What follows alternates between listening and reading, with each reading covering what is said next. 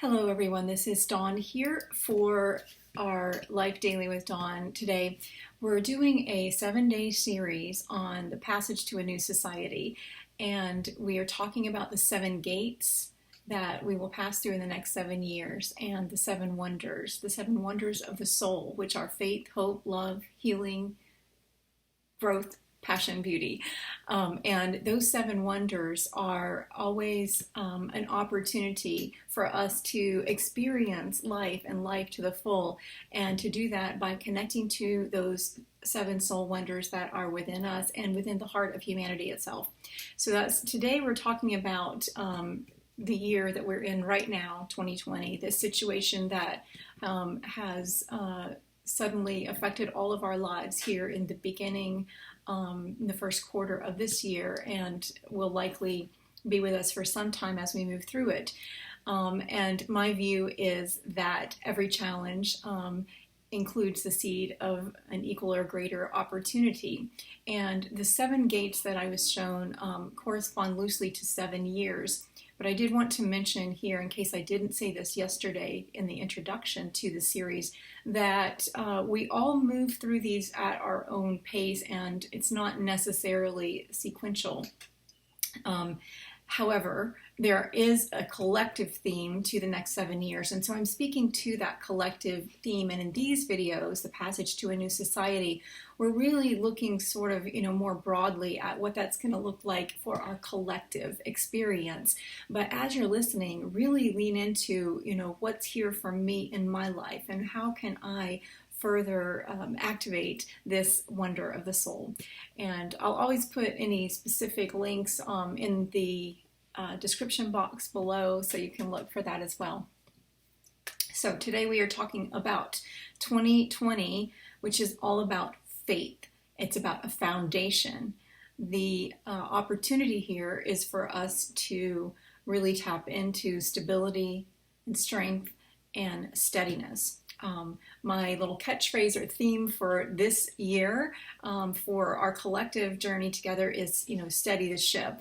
I talked about that in a video I made a few months ago. Actually, it was back in October or November, and I'm just, really attuned to how pertinent that image was. We are steadying the ship of humanity, and we are all being given the opportunity to look at where our ship is teetering or not balanced, not rooted, not grounded. There is not a firm foundation. So this is all about a foundation. So steadying the ship of our lives, of our relationships, and of humanity, that happens when we walk in the way of wholeness, and when we embrace a whole new way forward together that begins with a whole new you, a whole new me.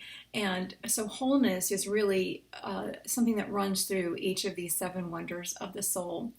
And our theme, which I'll speak more about in my April series about the 12 dimensions, 12 diamond dimensions, I'll speak more about the collective theme of building the nest. So steady the ship and build the nest. If you think of those 2 metaphors, that's what this is all about. This particular gate, this passage to a new society, is all about our foundation, our nest, our home, if you will, and the ship, the vessel of how we're moving through our lives. And there are many, many, many ways we can look at that. We can look at our human body, we can look at our home, we can look at the structure of our society. So it's about all of those things. And this passage of 2020 will be an opportunity to return to and rebuild, return to what is working, to let go of what is not, and to rebuild and restructure. So let's talk about the shift that needs to happen during this year in order for us to do that effectively and to experience fully the gift of faith, which is the first of the 7 wonders. So the shift that is the opportunity here is to shift from doubt and fear to faith and trust. A few movements: from suspicion to trust, from reluctance to allowance and willingness, and from defeat to resilience. So right now, here in 2020, as we are dealing with the current conditions in our world, and I'm recording this on March is it the 25th? Yes, it is. March the 25th. Right now, we're dealing with the virus, or what's a global pandemic, and an experience that is resulting in a change to the way we move through our lives. And isn't it interesting that many of us, find ourselves at home in our nest? But right now, many of us it's very easy to become focused on the news of what's out there in terms of, what's happening, and to get sucked into that. Now, while it's incredibly important to as much as you can to research and know the facts, to heed the sound advice that is being offered, and you have to practice discernment there in terms of what that is and is not. That's the world we've created. But right now, the true virus, I would say, or the true danger, is that we succumb to fear, and that we lose the root of faith that will lead us to the opportunity here. So each of these 7 wonders, as I speak about them in the 7 gates in the 7 years to come, the wonders are the true vine. The 7 wonders of the soul are what's something that we can return to and reclaim. I talk in my work about the radical reclamation of who we are, and then the radiant realization of who we are. But the radiant realization cannot happen unless we reclaim what is most true and return to those truths and live from those truths.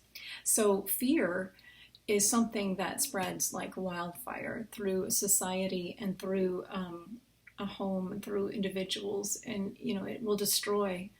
And it will lead to a series of faulty decisions that will lead us far from love and the truth of who we are, from that light and life and love that is the very core and substrate of who we are. So fear can run rampant when there is a seeming external threat or a real external threat. And so either way, the opportunity is to reclaim faith. So let's look a little bit about at faith, because that word because it has been associated with religion for so long, it has been something that people like to kind of be identified with, and yet there's a lack of understanding of the depth of that word. So we're going to talk a little bit about fear and faith. I'm going to read you something I wrote about this particular wonder.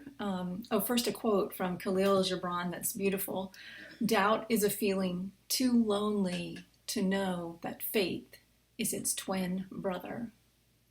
Doubt is a feeling too lonely to know that faith is its twin brother. That's another point I want to make, that the line between fear and faith is a very fine line, but there are qualities that you can look for in your experience.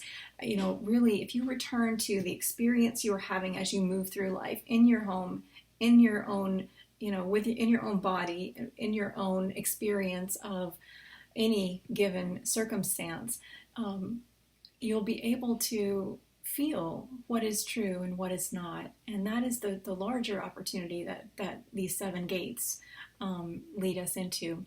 So here's something I wrote about doubt and fear. Doubt is a no man's land that suspends us in dead space, somewhere between belief and disbelief. For some reason, when I think of sustained doubt as a life state, I think of constantly vacillating top, a constantly vacillating top, or spinning top, that ultimately spins off course and tumbles into the abyss. It's sort of crazy and uncontrolled, and tends to take over whatever territory it is allowed to spin in.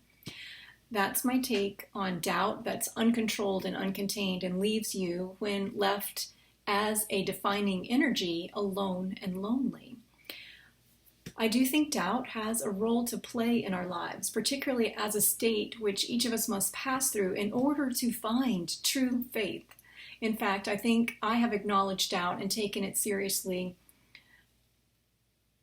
In fact, I think to have acknowledged doubt and taken it seriously is to strengthen faith. To truly believe in anything, one must ask the questions. So doubt is a natural stage in coming to believe.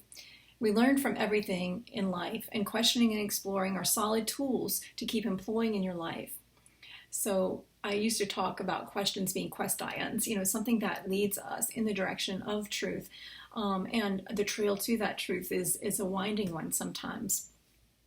And here's the key. If and when we become embroiled in doubt, our lives and everything about our experience here becomes stagnant. When unchecked, it multiplies like a mess of kudzu on a southern countryside road. It can stifle our dreams. Its overgrowth can prevent us from living our lives, from knowing our true purpose, from pursuing our true passions. When we forfeit the truth of who we are to doubt and fear, it blinds us to the possibility of faith and leads only to despair. So, how do we avoid getting bogged down? The path is one of gentleness and grace, of accepting the ebb and flow that keeps the channels open so that we may always find ourselves in a conversation with faith. So this idea of being in conversation with faith is the key. It's not, as faith is often presented, as sort of a black and white either or, you either have faith or you don't. I don't see faith that way. Faith is in the moment of the now, and now is always our next window opportunity. So the opportunity of this year, as we look at building the nest, as we look at returning to or creating a foundation and restructuring society, beginning by restructuring our own lives, the opportunity is to be in a dialogue of that trust life, and that in a container or a world. It's how we're seeing ourselves and our world and the people around us. And so there's an opportunity to be in dialogue with one another, but first within, and to really sit in the stillness and return to that true vine of faith. And that, I see the wonders as the sprouts off the true vine.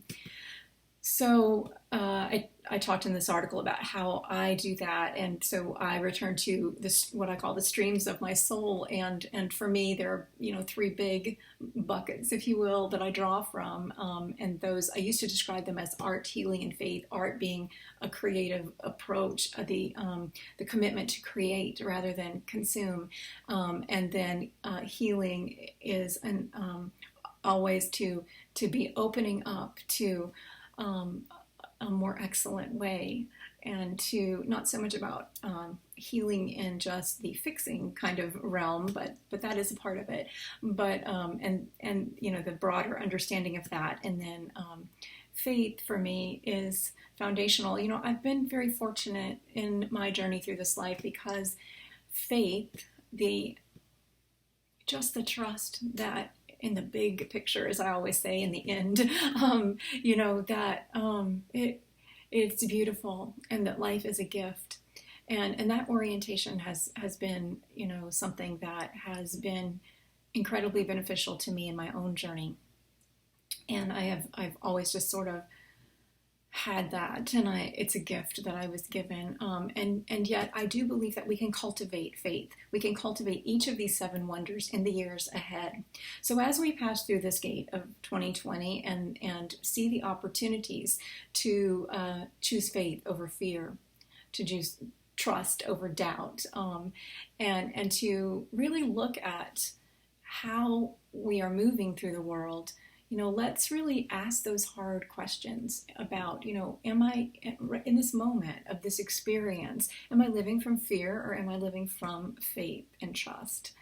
So the 3 movements again are to move from doubt, fear, and suspicion to trust, to move from resistance that is rooted in fear into a willingness to participate fully in the dance of this life, and that means an acceptance, but not acceptance as in, oh well, that's the way it is, but an acceptance to begin where you are and to know that that does not need to stop your dance and your engagement with life, but in fact is an opportunity for us together and individually in some cases to create the life in the world that we wish to see, to be the change we wish to see.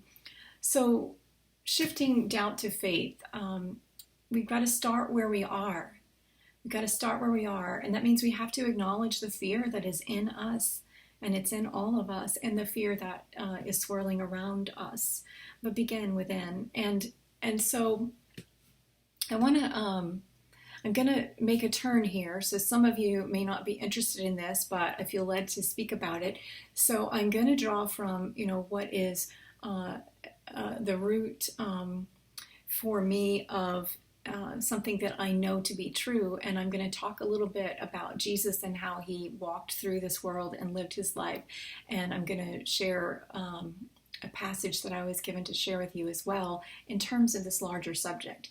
So first off, whether you believe the Bible and or other religious texts to be the indisputable word of God, infallible, perfect, or you think it's just a long meandering piece of hodgepodge literature, or anything in between, whatever your view is about, and I'm using the Bible, but this would be equally true about many of the treasured texts from the world's spiritual traditions, and I mean the true original texts, which are hard to discern sometimes. But whatever your view is, there's a reason, and I'm going to use the Bible because I'm more familiar with it. There's a reason that anytime someone sent by God shows up, usually in the form of an angel in the Bible, what do they say? 2 words: fear not. Fear not. Over and over and over again. Fear not, for I am with you. Fear not, for the Lord has sent me. Fear not. And so, fear not. It's interesting because the true teachings of Jesus, I believe, are self-evident in his life, in the way he moved through his life, how he surrendered his own ideas about what his life should look like. And I believe he did have those. He was fully human. And he was able to see those for what, to acknowledge what was within him and to offer it up and to surrender his own ideas about that. And that's the true testament to faith is, when we look at the way he lived his life. And yes, there were teachings as well. When Jesus spoke about fear, it was to really set us straight on the illusion of what we are so afraid of. And then to suggest that we place our trust in the one who is the very source of our lives and who is the source of all the gifts that we have. And that I want to make a clarification here, because religion unfortunately has taught that is an external, there's some God up in the sky.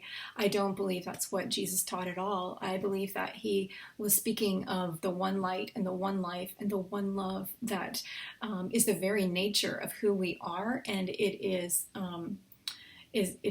in us, and it runs through us, and it creates through us. It's about the recreation, constant, eternal love that is being lifted up through us. And anything to the contrary is just merely a blockage and or a place where we are afraid of that light and that life and that love. We know it. We know it in our hearts and souls. And so to reject faith in its truest, purest form is actually a rejection of ourselves and of our own hearts and souls. And this is about our soul. And I'm not going to try to define what that is here, but it is about the soul of humanity, the soul of our families, the soul of every, aspect of who we are and how we express ourselves individually and collectively. There is a teaching in the Bible that says perfect love casts out fear. It's in 1 John. Perfect love casts out fear. But love can only thrive and live and express itself where the weeds of fear and doubt and suspicion have been seen as the destructive roots that they are and weeded out. So this is about the cultivation of our inner garden, and it's about the cultivation of the garden of humanity and the world we are creating and what we allow to take root and to be a part of our foundation, back to our nest, our homes, and that includes the larger context of our communities, our nations, our world. So let's look actually about, I'm just guided to share in the Gospel of Luke, there's a place where, let me pull this up real quick. Jesus is teaching us to pray with the Lord's Prayer. And what does he say? He says, he teaches us to pray, give us this day our daily bread. And he teaches about forgiveness. He's teaching about love and forgiveness and a trust that when we ask, it will be given, and that what is needed will be provided.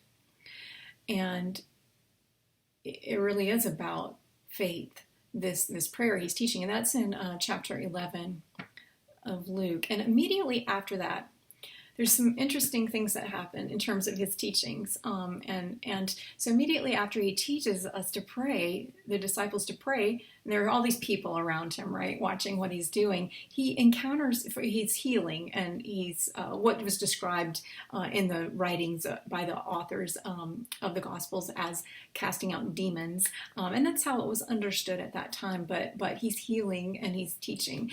And there's a swarm of people following him around trying to set traps for him, essentially. And he knows this because he sees the motives of their hearts, and he challenges them. He calls them out, and he teaches that any kingdom divided against itself will fall into ruin, and a house divided against itself cannot stand, and it will fall. Now, I think many people, we have missed the true teaching here, which was not about anything external. Again, it was about the home within our hearts. It's about what we allow to be the seed of the division within us, because it's always what is within us that is reflected externally. And so he tries, or he teaches about that and tries to convey this, and they miss the point. And then he teaches this. He says, no one lights a lamp and puts it in a place where it will be hidden under a bowl. Instead, they put it on a stand so that those who come in may see the light. Your eye is the lamp of your body. When your eyes are healthy, your whole body is full of light. But when they are unhealthy, your whole body is full of darkness. See to it then that the light within you is not darkness. Therefore, if your whole body is full of light and no part of it dark, it will be just as full of light as when a lamp shines its light on you. So we have a responsibility individually and collectively to really pay attention to, what is within us, and how are we seeing the opportunity right now in this year of faith and foundation, in steadying the ship and building the nest, is to really take a look at how we are seeing ourselves, how we are seeing each other, how we are seeing this world, because that's a responsibility that we have, and it will determine whether we fall into fear or faith. And so what is your choice? How are you going to see your life? In that chapter, he teaches he teaches us to pray, and he calls the people who are trying to set the trap for him out and says, hey, like a house divided against itself cannot stand and will fall. And he teaches us about the light within us. And then he goes into the parable. No, that's later actually. He teaches about the woes, and he's talking to the Pharisees, the religious leaders of the day. And he says, you foolish people, Did not the one who made the outside make the inside also? Because the Pharisees are all concerned about that everything's proper and in its place and the hands are washed and that there's an order to things, right? And Jesus says, you foolish people, did not the one who made the outside make the inside also? But now, as for what is inside you, be generous to the poor and everything will be clean for you. Woe to you, Pharisees. And then he goes into these 5 or 6 woes. And for example, woe because you've given a tenth of your money, to mint, rue, and other kinds of garden herbs, but you neglect justice and the love of God. Woe because you love the most important seats in the synagogues and respectful greetings in the marketplace. And woe to you because you are like unmarked graves, which people walk over without knowing it. And then, they're like, teacher, when you say these things, you're insulting us. And he says, you're experts in the law. Woe to you because you load people down with burdens that they can hardly carry, and you yourselves will not lift one finger to help them. Now, I want to pause here because it's very easy for us to see, or many of us anyway, to see the problems in the system, and I'm particularly passionate about that for those of you who know me. But it is equally an opportunity. What Jesus is saying here is look at the inside. He's saying, really consider how you're moving through life, how you're seeing through life, what you're acting from, fear or faith. Are you all about self-protection and keeping the enemy at bay? Or are you willing to see how your own choices and your own actions affect those around you? So there are several more. I'll let you read those if you would like in chapter 11 of Luke. So then we move into a situation where Jesus is teaching about the hypocrisy at play, clearly a situation in our world as well. And he says, be on your guard. And he says, there is nothing concealed that will not be disclosed or hidden that will not be made known. What you have said in the dark will be heard in the daylight, and what you have whispered in the ear of the inner rooms will be proclaimed from the rooftops. I tell you, my friends, do not be afraid of those who kill the body and after that can do no more. But I will show you whom you should fear. Fear him whom, after your body has been killed, has authority to throw you. I tell you, fear him. Are not 5 sparrows sold for 2 pennies, yet not one of them is forgotten by God? Indeed, the very hairs of your head are all numbered. Don't be afraid. You are worth more than many sparrows. And then he talks about, what you're willing to stand for, where you place your faith, who you are afraid to acknowledge, what you are afraid to stand for. This has been, something in my own life that I've come up against again and again and again, because it's very simple to keep what and hold on to what you believe and almost hoard that, right? And yet we are meant to share it. And I'm not talking about evangelism or persuasion here. I'm talking about share the light of who we are. Let our light so shine before men. And so all of these teachings here that Jesus is doing is, he's also teaching here about the parable of the rich fool. And he tells us, that again, to look at where our treasure is, for there our hearts will be. And he says to his the disciples after the series of events, he's sitting with the disciples, and he says, therefore I tell you, do not worry about your life, what you will eat, or about your body, what you will wear. For life is more than food, and the body more than clothes. Consider the ravens. They do not sow or reap. They have no storeroom or barn, yet God feeds them. And how much more valuable you are than birds. Who of you by worrying can add a single hour to your life? Since you cannot do this very little thing, why do you worry about the rest? Consider the wild flowers. They do not labor or spin, yet I tell you, not even Solomon in all of his splendor was dressed like one of these. If that is how God clothes the grass of the field, which is here today and tomorrow gone forever, how much more will he clothe you, you of little faith. And do not set your heart on what you will eat or drink. Do not worry about it, for the pagan world runs after all such things, and your Father knows that you need them. Seek first his kingdom, and these things will be given to you as well. Do not be afraid, little flock, for your Father has been pleased to give you the kingdom. And then he invites us to sell our possessions and give to the poor, to provide things for ourselves that will not wear out, and to be simple, to return to a simple life. And he says, for there, where your treasure is, there your heart will be also. This chapter 12 of Luke, interestingly, ends with a stern warning to be ready, and it's a note also about interpreting the times and how we are often so unawake that we miss what is happening around us and before us. So freedom is found in faith. The truth will set you free.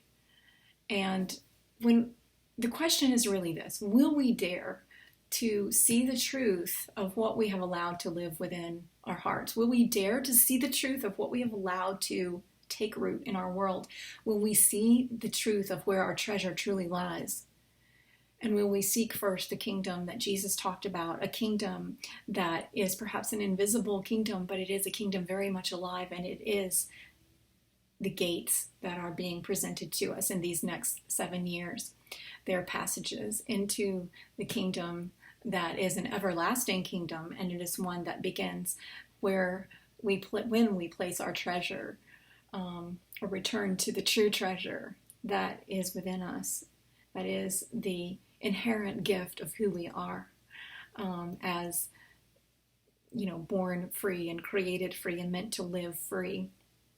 So when Jesus talks about the kingdom of God, he is not talking about an external dominion or authority, but he is talking about this beautiful experience of life that we share or are invited into to experience more and more fully every day. So as we think about 2020 and this first of the 7 gates, and we return to what matters most, in this passage to a new society, we're being invited to create a new or shore up the foundation, to steady the ship and to shore up the foundation, to turn to those things which are stable, which will shore up the ship and create a vessel of strength in terms of our own bodies, our own homes, our own communities, neighborhoods, society itself, and our global experience. And it's about steady progress, and that is made in the moment of now as we make that shift from fear and doubt into faith and trust that life is working in our favor, trust that we are not separate from the love that is God. And I use the term God, but if that doesn't resonate, from the one light and the one life and the one love that we share. So ponder these things and consider how you might cultivate faith within you. So faith is the first of the 7 wonders of the soul, and it is the key that will allow us to pass through this gate of the current experience and this year collectively. Ultimately, this is leading us into a new era rich in love.